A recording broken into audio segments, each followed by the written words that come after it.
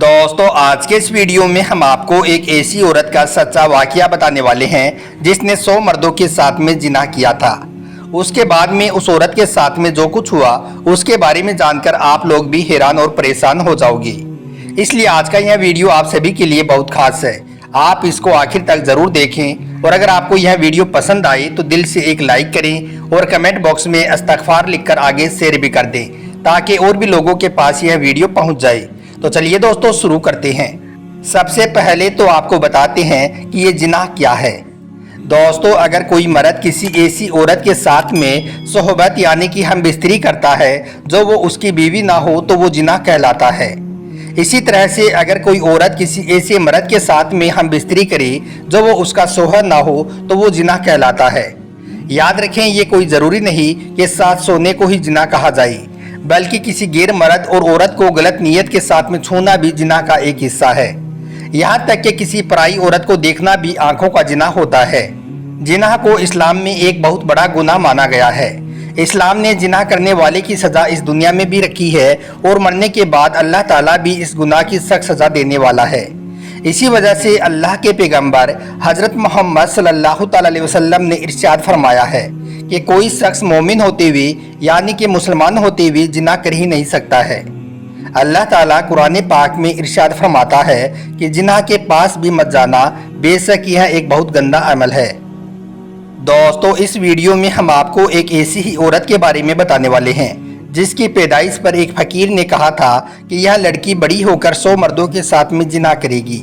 फिर जब वो बड़ी हुई तो ऐसा ही हुआ, उसने 100 मर्दों के साथ में जिना किया।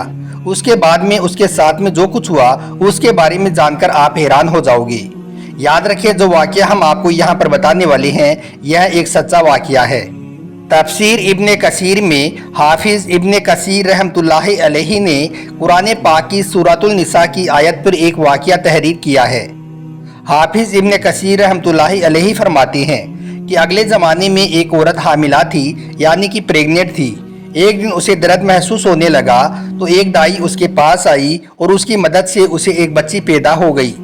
जब उसे बेटी पैदा हो गई तो उस औरत ने अपने एक मुलाजिम से यानी कि अपने एक नौकर से कहा कि जाओ और जाकर कहीं से आग ले आओ। उसका वो मुलाजिम जैसे ही घर से बाहर निकला तो उसने देखा कि घर के दरवाजे पर एक फकीर खड़ा है। वो पूछने लगा कि इस घर में क्या पैदा हुआ है, लड़का या लड़की? तो वो मुलाजिम कहने लगा कि लड़की पैदा हुई है। तो यह सुनकर वो फकीर कहने लगा, ए शख्स सुनो, यह जो लड़की पैदा हुई है यह लड़की बड़ी होकर 100 मर्दों के साथ में जिना करेगी और इस घर में जो मुलाजिम है यानी कि इस घर का जो नौकर है उसी के साथ में इसका निकाह होगा और एक मकड़ी इस लड़की की मौत का बाइस बनेगी, यानी कि फिर एक मकड़ी की वजह से इस लड़की की मौत होगी। तो यह सुनकर उस मुलाजिम को बहुत गुस्सा आया और वो वहीं से वापस पलट आया और घर में आकर उसने एक तेज छुरी उठाई और जाकर उस लड़की के पेट को चीर डाला। फिर उसे वो मुर्दा समझकर वहां से भाग निकला। जब उसकी मां ने अपनी बच्ची का यह हाल देखा तो वह तड़प कर रह गई।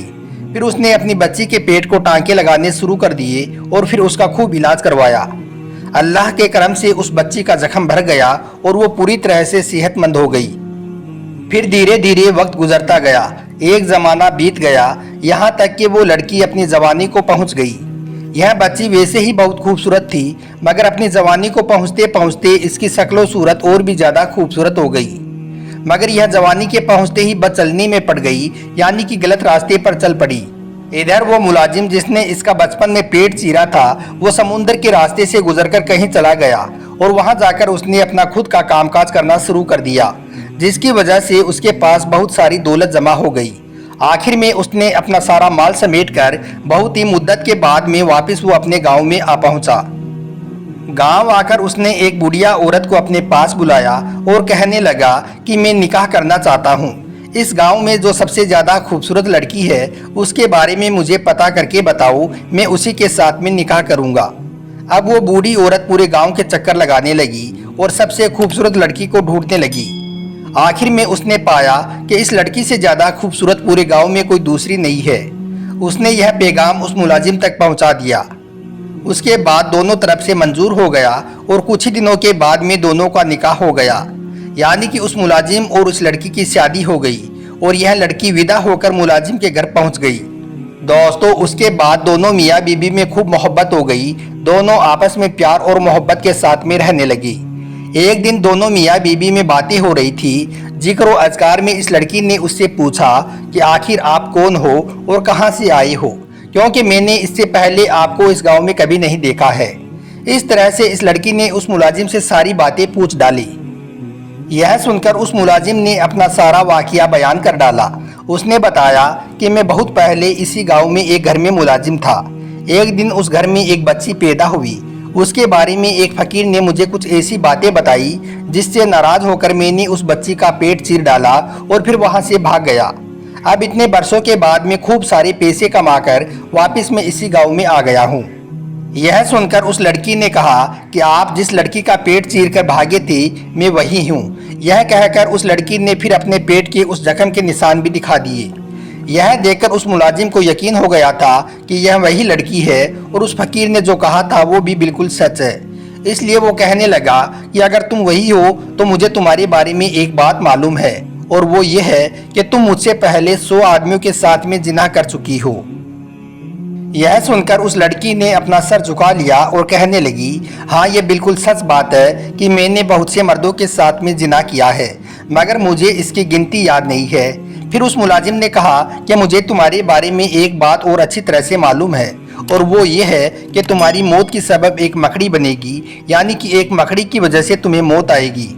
खैर तुम मेरी बीवी हो और मुझे तुमसे बहुत मोहब्बत है, इसलिए मैं तुम्हारे लिए एक बहुत ही ऊंचा और एक पुख्ता महल तैयार करवा देता हूँ। फिर तुम उसी में रहना ताकि वहाँ तक इस तरह के कीड़े मकोड़े पहुँच ही ना सकें। उसके बाद उस मुलाजिम ने एक बहुत ही ऊंचा और एक बहुत ही पुख्ता महल तैयार करवा दिया और यह लड़की उसमें रहने लग गई। एक मुद्दत के बाद में एक दिन दोनों मियाँ बीबी उसी महल में बैठे हुए थे कि अचानक उन्हें घर की छत पर एक मकड़ी नजर आई। उसे देखकर मुलाजिम ने कहा कि देखो यह मकड़ी घर में आ गई है, कहीं यही तो तुम्हारी मौत की वजह नहीं है। तो यह सुनकर उस औरत को गुस्सा आया और कहने लगी, अच्छा ये मेरी जान लेगी, इससे पहले ही मैं इसकी जान ले लेती हूँ। फिर उसने अपने गुलामों को हुक्म दिया कि वो उस मकड़ी को पकड़कर उसके सामने लाए। गुलामों ने ऐसा ही किया, वो उसको पकड़कर उसके सामने ले आई। फिर उस औरत ने उस मकड़ी को जमीन पर रखकर अपने पैर के अंगूठे से उसको कुचल डाला। उस मकड़ी की जान तो निकल गई, मगर उसे कुचलने से उसकी पीप का एक आधा कतरा उसके अंगूठे के नाखून और गोश्त के बीच में चिपक गया, जिससे उसके पैर में जहर चढ़ने लगा और धीरे धीरे उसका पैर स्याह पड़ गया और आखिर में इसी मर्ज से उसकी मौत हो गई। दोस्तों सूरतुल निसा की आयत नंबर 78 में अल्लाह ताला फरमाता है कि तुम जहाँ भी होंगे एक ना एक दिन मौत तुम्हें पकड़ ही लेगी, चाहे तुम मजबूत कीलों में ही क्यों ना रहने लग जाओ। और अगर उन मुनाफिकों को कोई भलाई पहुंचती है तो वो कहते हैं कि ये सब अल्लाह की तरफ से है, और अगर उनको कोई बुरा वाक़या पेश आता है तो ए पैगंबर वो तुमसे कहते हैं कि ये बुरा वाक़या तुम्हारी वजह से हुआ है। उनसे कह दो कि हर वाक़या अल्लाह ताला की तरफ से ही होता है। आखिर में अल्लाह से दुआ है कि अल्लाह पाक हमें और आपको नेक अमल करने और बुराई से बचने और बचाने की तौफीक अता करे। आमीन अल्लाहुम्मा आमीन।